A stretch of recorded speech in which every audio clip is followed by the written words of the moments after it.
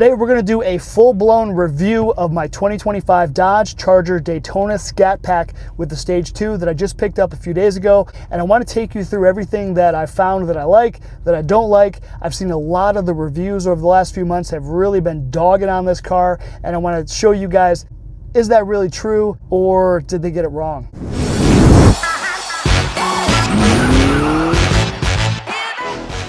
So a lot of those cars, I think that the press did a lot of their analysis on, those were kind of pre-production cars. Now we're actually into 2025 model year. Even though the car only came out a few months ago, they've already switched it from 24 to 25.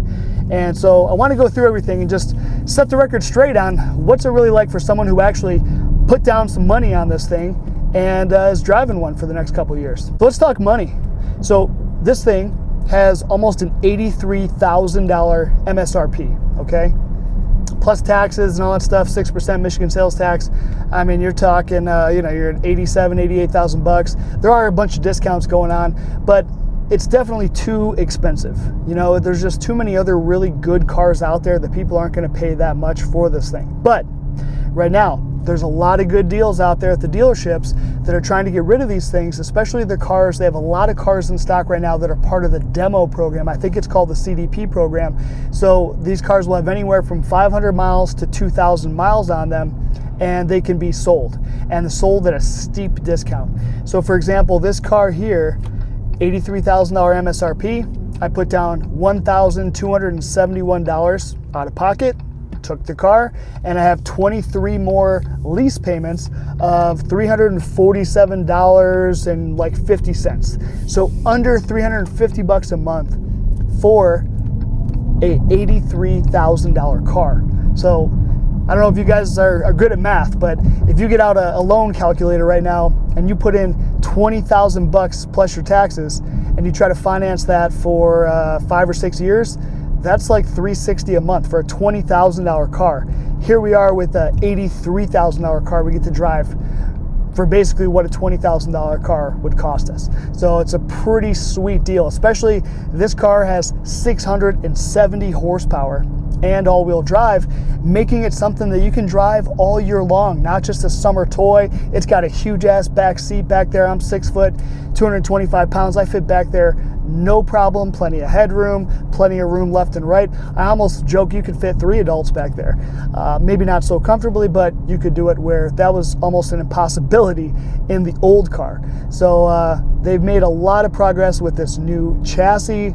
This new car is very heavy. It's about 5,900 pounds, but you don't feel it. You don't feel it at all. It has huge ass 6-piston Brembo calipers, slows the car down, zero problems at all. Actually, my truck, my 2025 Ram truck, you know, when I get into that thing, I feel like, holy cow, you can feel the weight of that thing, you know, and it's probably not much heavier than what this car is. And that thing feels like it's a bear to slow down, where this thing just slows down, no problem. The handling is fantastic. So because this is a multi-energy platform from Stellantis, they designed this thing from the ground up to have batteries. It's a 50-50 or near 50-50 weight distribution. And so this thing, just even though it's heavy as hell, it handles amazing. Now there are going to be some other variants coming. So later this summer, we're supposed to get the 6-pack, which is going to have the new 3-liter inline-6 twin-turbo Hurricane engine, which is actually the engine that I have in my Ram truck, and I've loved that thing so far. It's powerful. You can get a lot of easy modifications in the aftermarket to add, 70, 80 wheel horsepower. And in this car, that engine combo is probably going to be 1,000 pounds lighter than what it is right now. So even though it's only going to have, 420 horsepower in the standard output version and around 550 in the high output version, because it's so much lighter, it's probably going to be close to as fast as what this is. So let's talk a little bit about the exterior of this car. So when I first saw this car 2 years ago, I saw the Banshee concept at CES, I believe it was like 2 years ago. And I saw it in person, and I was like, I don't know, I kind of like it. I really like it even now. I love it to about here. I think it looks awesome. But then to get that hatch, they had to make this part kind of really fat, and that rear quarter panel just looks kind of real fat. So I'm not the biggest fan of that part of it, but overall I like it. And the more I keep seeing it every single day now, I'm liking it more and more. And actually this car gets a lot of attention too. I've just been driving around and stuff. People are stopping. Oh man, what is that? You know, they don't know what it is. And most people are thinking it's some kind of gas, you know, ice powered vehicle. I'm like, no, it's electric. So it's pretty cool. I think with the glass roof, now this was a $2,500 option, which is pretty pricey, but I do think, especially for the rear passengers, that's probably something to get, because when you're in the front seat, you really can't even see it, you know, because you're so far forward. But in the back seat, they can definitely look through there and see it. It makes the interior brighter. And I like how it looks from the exterior, where it just looks like a black, you know, looks like a painted black top. So I think that just makes the car look a little bit cooler, especially with some of the black accents like the front spoiler and the rear spoiler. So I think that's pretty sweet. I wasn't sure how I'd feel about these wheels. I was at first thinking that the car would have like red with black wheels, but it's got these nice kind of bright silver wheels. This front's quite a bit dirty now. That's a little bit better, but I really like them. The wheels, I think they're pretty freaking awesome. And then with the huge Brembo 6-piston calipers underneath, that's pretty sweet. The factory tires here, you've got a staggered setup, so they're 20-inch wheels all the way around, but the back is 20 by 11.5 with a 325 millimeter rear tire, 325 millimeter width. That's pretty awesome. And then up front, it's a little bit narrower wheel, 20 by 11 versus 20 by 11.5. And so this one has a 305 up front. So I don't remember offhand what the old wide body Hellcats had, but it certainly was not 325s out back. These are all seasons, but they are Goodyear Eagles. So I think that's a big improvement too over what the Hellcats had from what I remember. For me, if you can get it, the Scatpack's the way to go. Just because looks wise, it just looks quite a lot better than the RT. So especially with this front black spoiler, and then really when you get to the rear end, that's where I was noticing with that orange car, the orange RT, when they delivered it. This is just looks a little bit cooler with the rear bumper, the way it's got this little vent. So it just looks more aggressive, and then the black spoiler too, with the black roof, it makes it look pretty sweet. Get into the trunk here, you do have a little button on your fob. It's a remote trunk. Hatch, whatever you want to call it. And it's just freaking huge. I mean, absolutely way bigger than you would ever think. So plenty of room for groceries and anything else you might need. Look at that thing. And then the rear seats do fold down, so you've got even more room if you need it. And then you can close it from the inside. A little button right there. So that's pretty cool. And then let's check out the Frunk.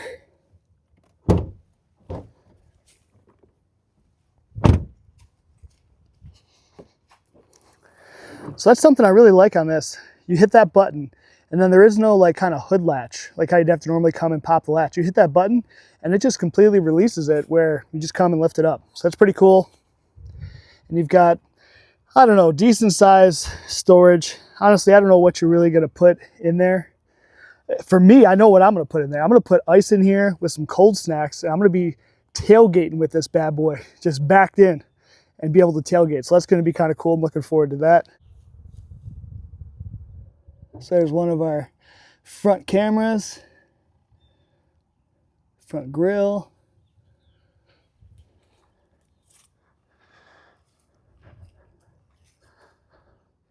So we've looked at the outside of the car a bit. Let me get you guys inside and just kind of show you some of the cool stuff. So again, the back seat in this thing is absolutely huge. I can sit back there no problem. And then look at how cool this is. So for us, we're a family of 4. I've got 2 kids that need to go in the back. And so as soon as you do that, seat automatically goes up, pop it back, seat automatically goes back into position where it was. So it makes getting in and out of this thing pretty simple. Inside the car, turn around, and then you hear that little sound that it makes.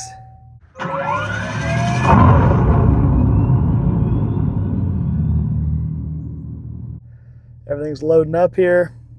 And if you saw how when I turned the car on, right, my seat moved, the steering wheel moved. So you can turn that on or off where it doesn't do that if you don't want it to. And then of course you can switch between, you know, driver 1, driver 2 to be able to get your seats and everything where you want, which was perfect because my wife will be mostly driving this car. And then when I get in it, I can just, you know, hit my button and be good to go. There is a spot right here for wireless charging of your cell phone, so that's kind of cool. And then you've just got some extra area to put another phone or put your wallet or whatever. Then you've got your controls for locks, windows, all that normal stuff. So display is configurable to how you want it to, and it does change with the different settings. So if you put it in the different drive modes here, you can see we've got sport, track, drag, and basically this, what I found out is this pretty much adjusts the sound level. So sport, it's going to give you that little bit louder exhaust noise, and now you're able to actually rev it up.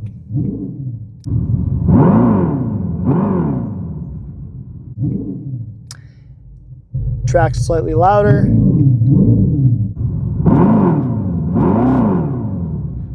And then drag's the loudest.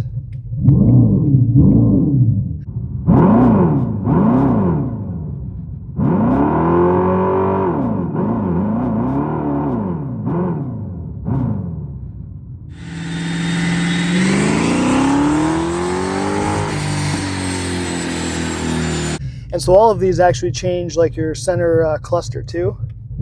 And it changes the heads-up display. So you can see for track mode, I know it's hard to have the camera capture it, but with track mode it shows like quarter-mile time, 60-foot time, you've got wheel slip and all that cool stuff, versus if you go to like sport mode, it's just showing you your regular speedo, and then you've got like a street sign, for example, like 25 mile an hour, and then it's got, I think, G-forces right there.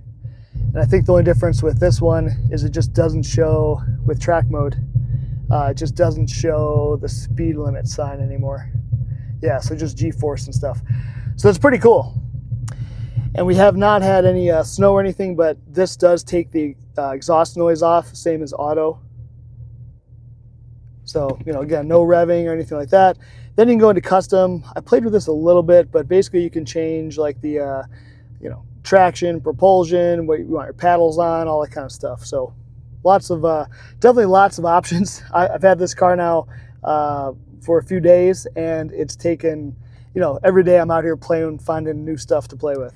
Now, an easier way to change drive modes is also just right here on the steering wheel, and you can select through, drag, track, all that kind of stuff as well. And then a lot of this is like your typical kind of Stellantis stuff, right? So this is very similar to my truck, how it's laid out on both sides here. And then of course you've got the power shot. So I think this is available for 10 seconds. And I think this is about 40 horsepower. So I think a regular Scatpack is 630 horse. And then with the power shot, it gives you that extra stage 2 boost of 40 more horsepower, I think. So yeah, basically you hit it and then it'll tell you have like 10 seconds to use it. What does it say? It's not available. Yeah, well, you have to be in drive, right, ready to go. What else? We also got launch control, which again, launch control you can get in here in settings. It's a little bit harder to do. I think it's under race options. Yeah, and you've got launch control there, but it's also easier. There's just a button right down here, and you just boom, you can click launch control. And if you had it in drive, you would basically just go ahead and push this your brake pedal down. Look at that, it shows you the pressure. Hit it with your other hand, your gas, then just let go of the brake. It's that simple. And then this thing takes off like a bat out of hell. 0 to 60, 3.3 seconds is what Stellantis claims. And the quarter mile is supposed to get hit in 11.5 seconds. It is pretty quick, but if you also think about some of the competitors in this space, like for example, Tesla Model 3 Performance. Now that car is like $45,000, right? It's almost half the price of this. It's 510 horsepower, but because it's so much lighter, it's probably 0 to 60, I think, is 2.9 seconds. So it's a bit faster for sure. But it's a 4-door. If you really want a 2-door, this is kind of one of your only options. And if you want really a 2-door that's got a huge back seat, that means your only option, right? So it's kind of a different car. I mean, I would say, again, if this car was $83,000, I'd be definitely going after a Model 3 Performance. But with this thing being $350 a month, I mean, you can't even lease a Model 3 Performance for that cheap, and it's like 40 grand less than this car, right? So I think bang for the buck, this is still going to be your best option right now. Another interesting thing is race prep. So later on, when it gets a little bit warmer, we are going to take this thing to the drag strip, and once there, you can go to race prep, and you can actually condition the battery. So you activate race prep, and this thing goes ahead and it warms the battery up to get it to, I think, about 105 C or something like that. That's kind of the target temp, or 100 C. And so basically that's going to give you optimal performance out of the car, right? So that's pretty cool. So I mean, Dodge put that in there. You can make sure it's cool. Then you can go to launch control. You know, you get to the drag strip, you launch it. You've also got a mode here to be able to do drift and donuts. And so when I watched a few other people's videos, basically, I think it was like Motor Trend or one of those, the instructor said, you know, he likes to put it on donut mode, and then that's kind of the best for him to be able to do some drifting in this thing. So it's, you know, it does not do a burnout. If you try to brake torque it and do a burnout, it won't, just due to it being a single speed transmission. You know, there's just not enough power at idle basically to be able to spin the tires, but it can certainly do massive, massive donuts. Something else I like that I don't have on my Ram, do not have like a button right here, like how this has an external button off of the screen. So I do like that because I can just come in here and be able to hit the seats or the cooled seats, steering wheel, all that kind of stuff. Where on my Ram, they kind of have it like up in the corner of the screen, but it's not as easy. I find this one's a little bit easier. So I like that. You can also go into comfort and you can change it in there and everything as well. So this is leading me now to talk about this new kind of Uconnect system that they have in this thing. It works okay. So for example, once we're in comfort, once we're in this section, you can see it works pretty well. The touch is pretty good. But when you're switching from these main like settings or these main little areas, and you go, for example, to phone or vehicle or phone, you can see there's a bit of lag. It's almost making me a liar because it looks better than it does a lot of the times. But a lot of the times when you come in here and you go to hit this, it just might take a second for it to like kind of load up and kind of be laggy a little bit, just on these. But once you're in the section, I find it's pretty good. Like once I'm in vehicle a lot, right? Because a lot of times we go into the drive modes, go into the performance pages where you can see, you know, see like even that took a little bit of a second, but again, so like I guess we'll go through here while we're in here. So performance pages is pretty cool. You can see, you know, all your different times. It's taken, looking at all that. You've got a bunch of gauges you can play with. Motor temp, high voltage battery temp, all that cool stuff. G-force, propulsion. So this will actually show you the horsepower as you're driving and stuff. That's pretty cool. And then this car does have the optional, I believe it's called DXR system. And so right here, there's a little USB area. And so yeah, that's for the DXR. So you just put in a little USB stick with, you know, terabyte of memory or 512, whatever you got. And then this thing will actually record with the front camera, and it'll do some overlay where you can pick between drag mode or track mode, and it'll overlay some of the stuff like 60-foot time, quarter mile time, mile per hour. It'll overlay that in your video. So then you could pop this thing out of here, plug it in your computer, and have some cool video. It was $1,000 option. I don't know if I would pay for that, especially when nowadays you can get stuff like a Draggy to basically do the same thing, and this Draggy is $130, right? And through the app on your phone, you can record on your phone, and it also overlays all that same data. So yeah, I'm not sure it's worth $1,000. It's pretty cool, but not $1,000 cool. So we also have up here the little sunglass holder, which is also very similar to like Rams, and yeah, and then the old Hellcats had this too. So that's pretty cool. And you've got all your stuff. What do you got? The door thing to turn the door, the little Dodge emblem off, lights, all that cool stuff, trunk. Then, of course, you've got your home link for your garage door opener. That's pretty standard across Stellantis for the last 10 years. So check it out when you go into reverse, right? So it's got the whole camera setup, the bird's eye view where you can see down below. It's pretty cool. So look at that, showing my truck next to me. You can see my garage on the left. And then the other thing they finally upgraded. So with the Hellcats that I've had, the Hellcats had like the crappiest rear view camera. It looked like the camera was from 2008.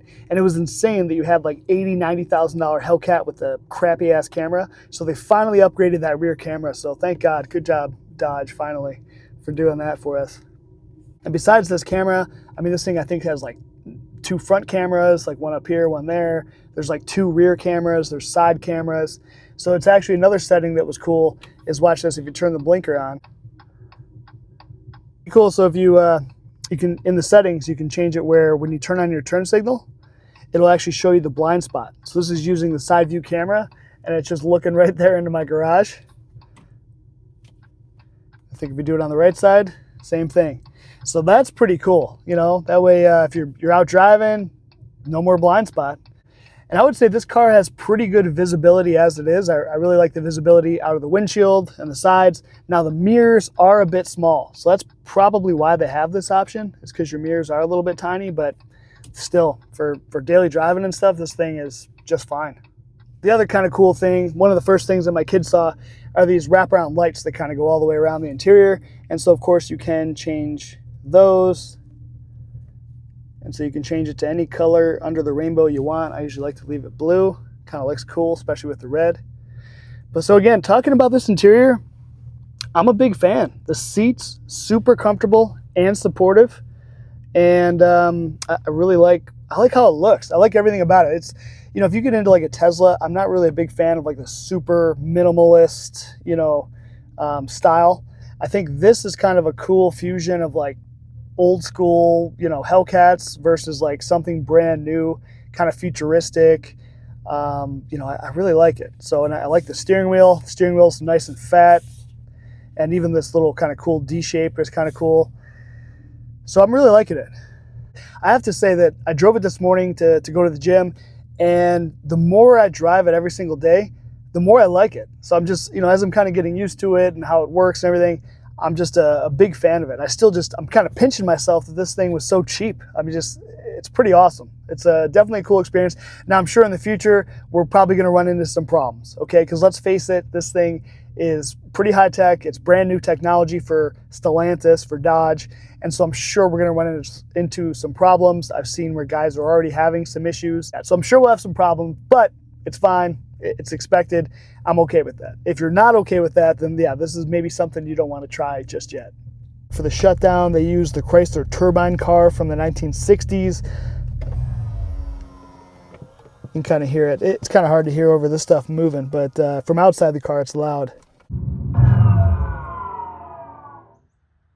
Two more things I wanted to mention to you guys is, in addition to leasing this thing for only like $350 a month, Dodge also gives you two options. One is they will give you a brand new 220 volt level 2 charger to be able to charge the thing. Or like me, if you already have one of those, then you can choose to get a $600 charging credit. So they use an app called Free to Move, and with the Free to Move app, I also was able to link my ChargePoint account because I already had a ChargePoint charging app, and so I linked those, and now I have $600 available. So anytime I'm out and about and I need to charge this thing up, I've got $600 worth of electricity to be able to charge it. So that's pretty cool too. And then let's talk about range. I don't think I mentioned it. So Dodge says that this thing should get up to 241 miles, I think is what it's rated at. And now again, that's going to be charging to 100% of the battery. And so usually they recommend to charge only to 80% to help extend the life of the battery. So, you know, at that point you're getting maybe, what, 190 miles of range, something like that. And if you beat the crap out of the car and really floor it, you know, it's going to be worse than that, right? So that's kind of something to think about. But I mean, as long as you're charging this thing every single day, you're going to have, you know, 180, 190 miles of range every day when you wake up. And if you have a longer trip, then of course you can go in the settings, change it to 100%, and then be able to have, you know, that 240 mile-ish range. So as far as charging goes, again, here's my setup here. Charging on this car is super simple. Pop the door open. There's a little cover right here that they give you, and there's actually a little convenient spot to stick it right here. And that way, you know you won't lose it because you can't close the door with it inside here. And then you're just going to go ahead and pop it in. Now, when your keys are locked or when the car is locked, this won't come out. There's a little pin that shoots through, and so it locks it in place. And then you've also got the little LED lights over here on the right side to show you if it's charged or not. And then, of course, it also goes through the app, so you get alerts on your phone. I probably have an alert right now saying your charger is charging, and then it'll give me another one later on saying charger is fully charged, and it just shuts off right by itself. So pretty cool. So this is in drag mode, the loudest mode, and you can hear how loud it is. Yeah, ignore this stupid thing. That's what's vibrating. But dude, when you're back here, that sounds showed the car to some friends, and I pulled up to their house. They came out, they were looking at it, and we sat there talking for a few minutes. You know, they thought this thing was a gas motor, you know, and then I finally looked at me and I'm like, no, that's fake exhaust noise. That's a freaking speaker and amplifier back here. And they were like, holy shit. And I'm like, yeah, dude. But when you're back here, it sounds real. I mean, it's even making stuff vibrate, just how a gas car would.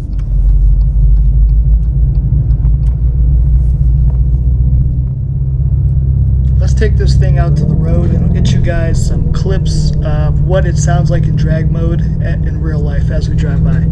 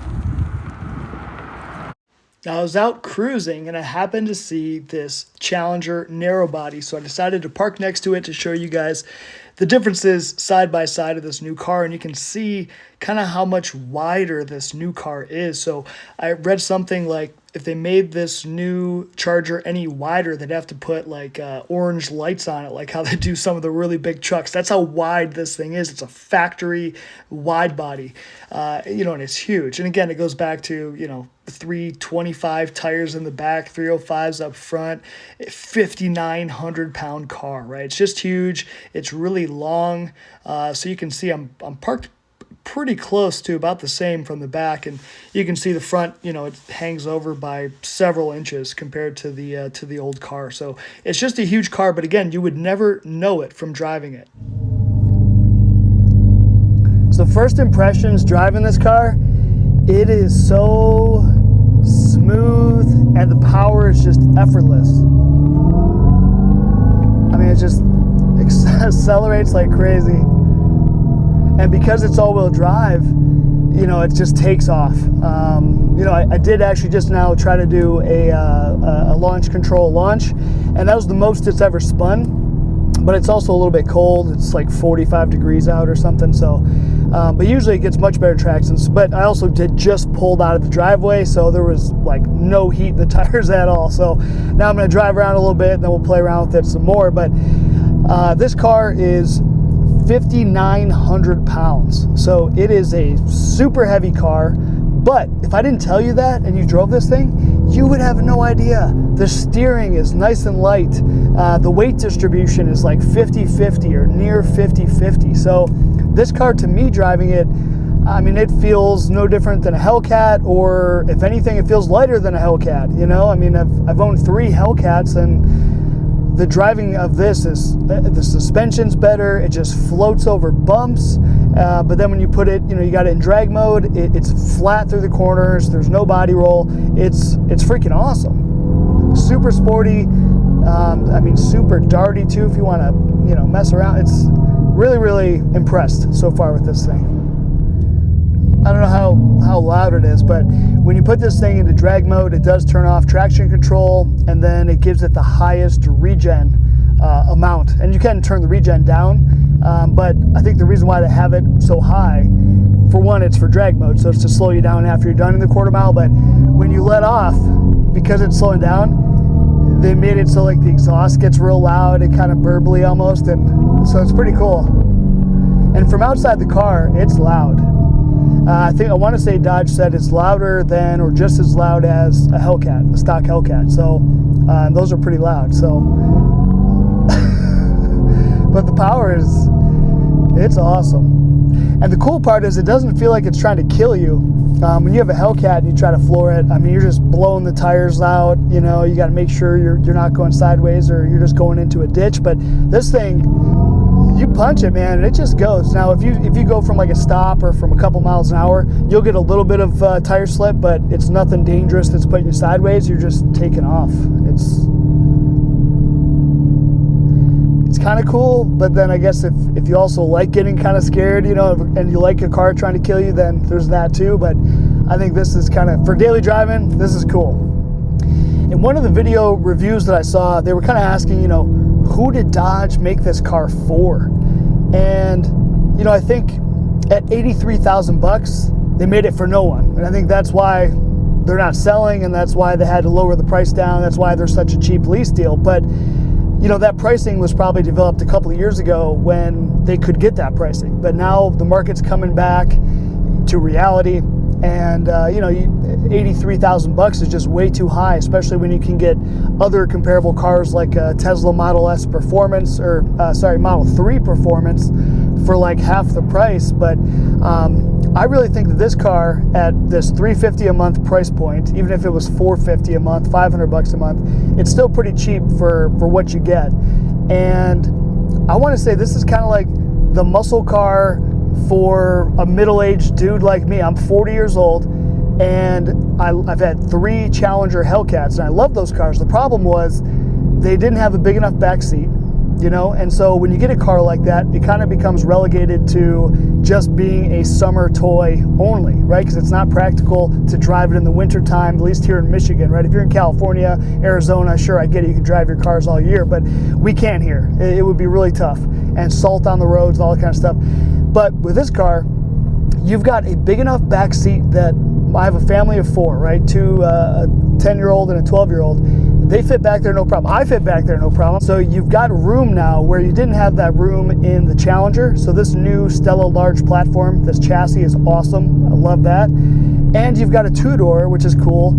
You know, because I always looked at maybe getting a Charger Hellcat, but I just didn't really like the 4-door, and you know, I love the way the Challenger looks, and I'm really liking the way that this looks as well. So yeah, I kind of feel like for the money, for a daily driver, this thing's really cool because you can have this noise, the sound. Right now I'm driving around in drag mode, and I'm not sure how much of the noise is coming through, but you can also just shut it off. Boom, I just hit a button. It's gone. It's quiet now. There's nothing. And so, you know, for me, I might be driving into the office sometimes. I'm on work calls. You know, I don't have time for a loud exhaust. I want this thing to be quiet so I can hear, or I just want to listen to like an audiobook and chill, you know, and so the car can do both of those things. Or if I want to be flying home, listening to AC/DC on full blast and have the exhaust in the background while I'm going 90 and a 40, the car does that too. So I really like that it's flexible like that. You can do a lot of different things with this car and have it be a daily driver. And that just wasn't possible with the previous generation Challenger Hellcat. And then eventually, it might be 1 to 2 years from now, we are supposed to get the very high performance EV, which is going to be called the Banshee. And I haven't heard anything yet as far as horsepower, but I know that is going to be an 800 volt system versus 400 volt system in here. And so you can expect you're probably going to have 800 to 1,000 horsepower out of the Banshee EV. So I'm kind of hoping that comes out right around the time that this thing has to go back, and that way I can pick up a Banshee, because that would be really, really cool. Now, like some other reviewers mentioned as well, when you're driving around in drag mode again is the loudest exhaust level setting, and I do find it's kind of drony. It's kind of annoying for just daily driving. You know, when you're flooring it, it's cool, but when you're kind of just part throttle, just cruising around, it gets a little annoying after a while. So I either, you know, will put it in track mode or sport mode. It's a little bit quieter. those don't bother as much, or just shut it off. So it's kind of up to you. But so far, like I took the kids the other day to get some ice cream, and we're going through the Dairy Queen, drive-through, and put in drag mode. It's nice and loud. It's kind of cool. So it's kind of cool. You can just do whatever you want, whatever makes you happy, right? Oh my gosh, 40 to 60 just in 2 seconds. It's crazy. And the thing is, with an electric vehicle versus ICE, like when I've had Hellcats, you're in your Hellcat, you floor it, there's that kind of pause where it's got a downshift, in the 8-speed, it's got to go from 8 to 3, or 8 to 2. This thing, you just hit it and it's just boop, gone, dude. Like, holy shit, we're going 50. Like, it's crazy. So that's kind of a cool thing that I've never experienced. I've never had a pure electric car. So that is cool how you give it gas and, or give it electricity, you give it pedal, and you're just hauling ass, taking off. There is no waiting game, where that car is still downshifting for that quarter second, half second. Nope, you're just gone. One other little small thing is, to get out of this car, it's got a button. So versus just having like a latch, you actually hit your little button and it pops the door open for you. So I guess it's like kind of a nice little luxury deal, but I don't know. If I was going to buy this thing, to me, I'm just like, damn, that's another thing to go wrong. Why can't it just be a regular little mechanical latch right here? It's not like it's that hard, right? You just open the door. So it works good. Don't get me wrong. No issue with it, but I don't know. One of those, so kind of a funny little thing they did too is they gave you some paddle shifters, and you might be thinking like, what the hell are paddle shifters doing on a single speed transmission EV? Well, they use them just to change the regen. So there's 3 different settings for the regenerative braking. So right now it's on the lowest setting. So basically when you let off the gas, you can see it kind of stays around 50 miles an hour, right? Slows down very slowly. But then you can go to the high end, and now you get a whole lot of engine braking or motor braking for the regen. And so what it kind of does too is it almost feels like if you're driving a manual transmission in like, first gear or second gear, where, you let off and it really bogs you down. That's really what it feels like. So if you're not used to that, if you've never driven an EV, it's going to feel weird as hell and you may not like it. But once you do get used to it, the cool thing is, like, the car just slows down by itself for the most part. So a lot of situations you won't even need to hit the brakes. And so your brakes end up just lasting forever. You hear about guys with EVs going like 100,000 miles on the original brakes just because they don't have to touch the brakes too often, and it's due to that regenerative braking. So it's kind of cool, but if you hate it, the cool part is you can shut it off and make this thing feel like it's just a normal ICE engine. I like how Dodge is really all about the options. The cool thing with this propulsion too, after driving this for a while, is, if you're just cruising, you're going 50 miles an hour, and you need to, speed up, pass somebody, just like 50 to 70 in just a second. It's awesome. Do you need that? No. But is it fun? Hell yeah. In fact, if you do decide to get one of these cars, you may want to invest in a couple $100 radar detector to help prevent you from getting a few $100 ticket, because it's a rocket ship. All right, so 50, 1, 2, 3. Oh man, 2 or 3 seconds, you're going 50 to 70. It's a lot of fun. I would say it's close to as fast as some of the big leader bikes I've had. I've had Hayabusas and Suzuki B-King, and it's got to be close to how fast that accelerates at speed. There we go, drag mode.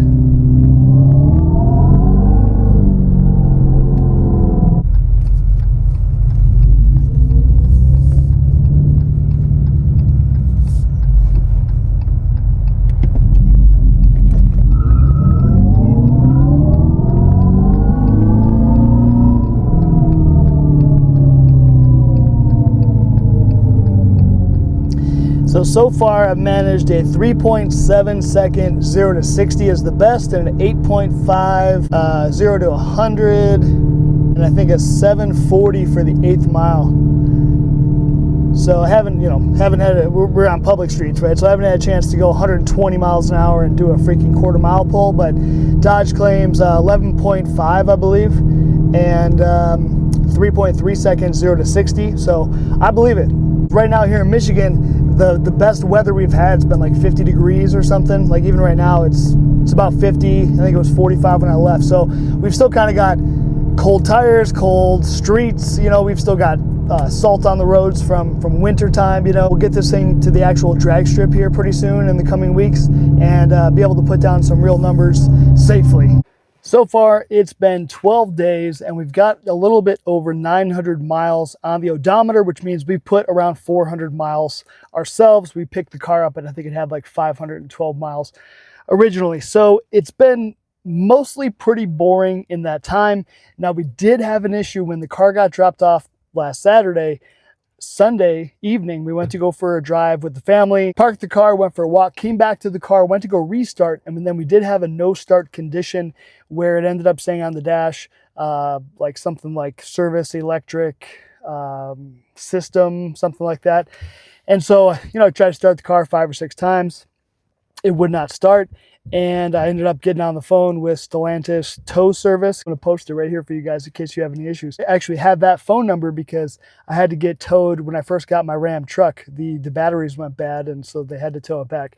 But anyway, while I was on the phone with Stellantis, I ended up just kept trying to start the car, and then eventually the car started, drove home, and that was like 11 days ago, and it's been totally fine. A lot of guys have been having that problem, and apparently if you do, you can just do a hard reset by popping the trunk and grab the 12-volt battery, take a 10mm wrench, and you can just disconnect the battery for a couple minutes, try putting the battery cable back on, and hopefully that at least gets you to where it'll start and you can get to the dealership if you need to. I am going to put a 10mm up in the glove box just to be safe. So what you really probably want to know is, after 12 days, how do I feel about the car? Would I have bought it again? The answer is 100% absolutely. I'm in love with this thing. I think even my wife, even though she's not telling me, I think she's starting to really like this thing too. She was mad that we didn't get another Jeep Wrangler to replace her old Jeep Wrangler, but I was like, listen, for 350 bucks a month and 700 horsepower, we can't pass this thing up, right? It's going to be awesome. There's going to be a lot more content to come with this car. I'm really looking forward to it.